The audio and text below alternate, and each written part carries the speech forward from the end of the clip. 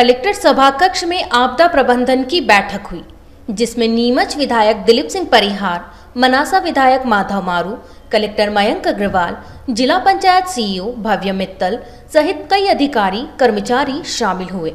बैठक में कलेक्टर मयंक अग्रवाल ने कहा कि सर्वसम्मति से निर्णय लिया गया है कि शादी ब्याह में करीब 50 लोग यानी वर वधू दोनों पक्ष के 25-25 लोग शामिल हो सकेंगे। शादी ब्याह में बैंड बाजा और डीजे बजाने वालों को भी छूट रहेगी। विधायक दिलीप सिंह परिहार और माधव मारू ने कहा कि आज हम ऐसी स्थिति में खड़े हैं कि एक भी संक्रमित सामने नहीं आया है। तीसरी लहर आए उससे पहले हम सभी समय पर वैक्सीनेशन करवा लें ताकि तीसरी लहर आए उससे पहले कोरोना से जीत सके। कुछ लोग वैक्सीन को लेकर तरह तरह की अफवाहें फैला रहे हैं, लेकिन वैक्सीन से कोई नुकसान नहीं है, इसके कोई साइड इफेक्ट नहीं है। जो अफवाहें फैला रहे हैं वह समाज के दुश्मन हैं जो इस तरह की बातें कर रहे हैं। जो मेन उद्देश्य था इसका माननीय मुख्यमंत्री जी के निर्देशानुसार 19 तारीख के पूर्व एक बैठक की जानी थी, जिसका मेन उद्देश्य ये था कि 21 तारीख को योग दिवस है, उसी दिन वैक्सीनेशन का महाअभियान चालू हो रहा है और ज़िले को भी बहुत बड़ा टारगेट है और पूरे प्रदेश में 10 लाख से ऊपर वैक्सीन लगाने का टारगेट है। तो उसको किसने सहजतापूर्वक और समाज का लोगों को यूज़ करते हुए, क्राइसिस मैनेजमेंट ग्रुप का यूज़ करते हुए कितनी तेज़ी से हम वैक्सीन लगा सकते हैं, एक मेन मुद्दा तो ये था। और दूसरा 15 तारीख को शासन की नई लॉकडाउन वाली गाइडलाइन आई थी, जिसमें थोड़ा सा रिलैक्सेशन और दिए गए हैं, जिसको हम लोगों ने डिस्कस करके इसमें दिया गया। सर बैंड बाजा वालों किस तरह छूट दी गई? बैंड एक तो शादी ब्याह का जो नंबर है वो 50 तक, पहले 20 तक वो सीमित था, उसको 50 तक करा गया है। और बैंड बाजा वालों को अलग से हम लोग अभी डिस्कस करके उसको आगे किस तरीके से दिया जाए, उस 50 के बाहर देकर कुछ सीमित संख्या में उनको भी आ जाए, वो देंगे। एक पक्ष से रहेगा, दोनों पक्षों से 50 का रहेगा मिलाकर कुल। अच्छा सर, 21 जून को कितने लोगों को कितने वैक्सीन सेंटर पर वैक्सीन लगाने का लक्ष्य? पूरे ज़िले में हमारा टारगेट 20,000 का है और हमारे पास लगभग 27,000 वैक्सीन आ रही हैं, तो हम कोशिश करेंगे तो हम लक्ष्य से ऊपर 27,000 वैक्सीन लगाएं। अभी 114 सेंटर्स बने हैं, मगर अभी हम लोग प्राइवेट हॉस्पिटल्स में भी बात कर रहे हैं। आज प्राइवेट हॉस्पिटल के प्राइवेट डॉक्टर्स की भी बैठक बुलाई थी, उनको कोशिश ये कर रहे हैं कि हम लोग वैक्सीन्स हम उपलब्ध करा दें और वो CSR में अपने जो क्या कहते हैं नर्सेज हैं, अपना स्टाफ उपलब्ध करा दें, जिससे लोग वहाँ पर भी जाके वैक्सीन्स लगवा सकें। तो इससे हमारा लोगों का कवरेज तेज़ी से बढ़ जाएगा। सर यहाँ कुछ सेंटर गोद भी लिए गए हैं? हाँ, कई सारे सेंटर्स हैं, कई एसोसिएशन सामने आई, आप लोगों ने पत्रकारों में भी क्या कहते हैं महिला बस्ती गृह लिया है और कैट ने जाजू कॉलेज लिया है, अन्य संस्थाएं भी अलग अलग जगह संस्थाएं ले रही हैं।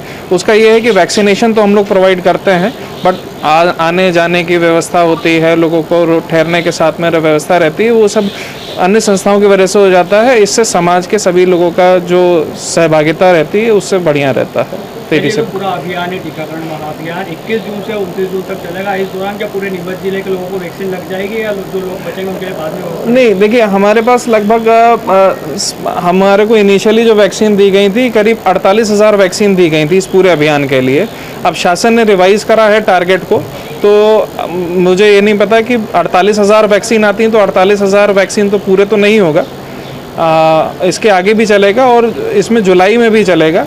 पूरा जिला लगभग अक्टूबर तक पूरा हो जाना चाहिए। सबसे पहले तो मैं आप सबको धन्यवाद देना चाहूँगा, पूरे समाज को धन्यवाद देना चाहूँगा, आम नागरिक को धन्यवाद देना चाहूँगा कि हम सब ने इस लड़ाई को बहुत अच्छे से लड़ा, कोरोना की लड़ाई को। और आज हम इस स्थिति में खड़े हैं कि एक भी पेशेंट हमारे यहाँ नया नहीं आया और गिनती के पेशेंट जो बचे हैं वो भी ठीक होने की स्थिति में।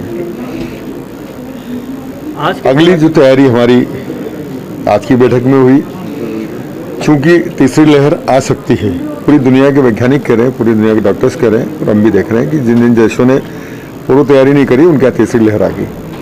इसलिए तीसरी लहर आए उसके पहले हम वैक्सीनेशन पे सबसे ज़्यादा लोड रहेगा।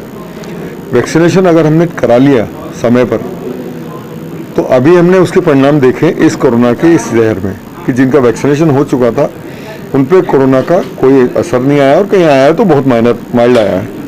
इसलिए मेरा ऐसा मानना है और पूरे हमारे देश के प्रधानमंत्री जी का भी यही कहना है, हमारे मुख्यमंत्री जी का भी कहना है, हमारे जनप्रतिनिधियों सबका कहना है कि वैक्सीनेशन पे सबसे ज़्यादा जोर दिया जाए और ये इसमें सभी संस्थाएं, समाज के सभी वर्ग सक्रिय रूप से लगेंगे तो निश्चित रूप से हम अगली लहर आने के पहले इस युद्ध को जीत लेंगे, क्योंकि कोरोना का हराना तो एकमात्र रास्ता है वैक्सीनेशन, और इसके अलावा हमारे पास कोई रास्ता नहीं है। मैं आप लोगों से भी यही अपील करूंगा, मीडिया के लोगों से भी, कि लोगों को इसमें कोई गलतफहमी पालने की ज़रूरत नहीं है। वैक्सीन से कभी नुकसान नहीं हो सकता। शायद दुनिया की इससे सेफ वैक्सीन आज तक नहीं बनी जो 100% सेफ है, जिससे कहीं कोई इफेक्ट ऐसा नहीं आया नेगेटिव जिससे किसी को दिक्कत हुई हो। बिना कारण के लोगों में ये गलत धारणा फैलाना ये अच्छी बात नहीं है। वो समाज के दुश्मन है जो इस लोग इस तरह की बात कर रहे हैं कि वैक्सीन से कोई दिक्कत है। निश्चित रूप से वो समाज के दुश्मन है और कहीं कहीं आड़ में वो लोग भी वैक्सीन लगवा रहे हैं जो इस तरह की बातें कर रहे हैं। सर, जैसे एक बात पर आज फोकस दिया गया 21 जून योग दिवस के मौके पर करीब कितने डोज वैक्सीन लगी और कितने सेंटर पर लगी? जी, लगभग 21 जून के दिन करीब 21 जून को लगभग हम लोगों ने 25,000 वैक्सीन का टारगेट रखा है। उस दिन हम लोग ये प्रयास करेंगे कि हम अपने टारगेट को 100% तक पूरा कर लें, और इसके लिए सभी समाज के प्रकल्पों से भी अपील की गई है। सबसे ये मैं भी कह रहा हूँ सभी प्रकल्पों से कि सभी लोग एक एक वैक्सीन सेंटर की अपनी जवाबदारी लें। मैं आपका भी धन्यवाद करता हूँ कि पत्रकार समूह ने भी महिला बस्ती का एक सेंटर गोद लेने की कोशिश करी कि वहाँ हम वैक्सीन कराएंगे। तो निश्चित रूप से अगर सब जगह एक एक प्रकल्प लग जाएगा तो हम अपने लक्ष्य को प्राप्त कर लेंगे। अच्छा, तो इसमें कितना टाइम से बैंड बाजे वाले बेरोजगार बैठे थे, उनका पूरा सीजन गुजर गया, अब किस तरह की राहत उन्हें दी? मैंने इसीलिए आज उनकी विशेष रूप से रिकमेंड भी करी और उनकी अपील करी है कि उनको अनुमति देना चाहिए, क्योंकि हमारे समाज का वो एक बहुत महत्वपूर्ण अंग है। हम उनको अलग करके नहीं देख सकते। जब सबको अनुमति मिली है तो कलेक्टर साहब ने कहा है कि हम 6 लोगों की परमिशन जारी कर देते, तो ठीक है, 6 लोगों की परमिशन भी जारी हो जाएगी तो उनको भी एक मदद मिलेगी। वो लोग 50 से अलग रहेंगे, अदर देन 50। 25 लोग लड़की लड़कों की तरफ से, 6 लोगों की परमिशन उनकी अलग से रहेगी। इसलिए 6 लोग कम से कम शुरू करें, अगले हफ्ते फिर हम उनको छूट बढ़ा देंगे। और निश्चित रूप से अगर ये स्थिति सामान्य रही तो हम भी नहीं चाहते कि व्यवसाय प्रभावित हो, किसी का रोजगार प्रभावित होना अच्छी बात नहीं है। सबके साथ उनका भी अधिकार है, हम उनके लिए चिंतित हैं।